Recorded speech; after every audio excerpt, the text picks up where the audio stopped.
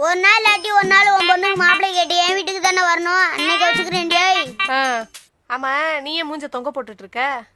ஜெயக்கொடி இவளும் கொஞ்சம் நாளா நம்மளுக்கு ரூட்டை விட்டுக்கிட்டே இருந்தா. நான் அதே கண்டுக்கல.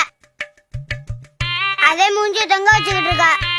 சரி சரி மாமனை கட்டிக்கிறேன். எந்திரிச்சு போடி. ஆமா, இவர் பெரிய மன்மத குஞ்சு.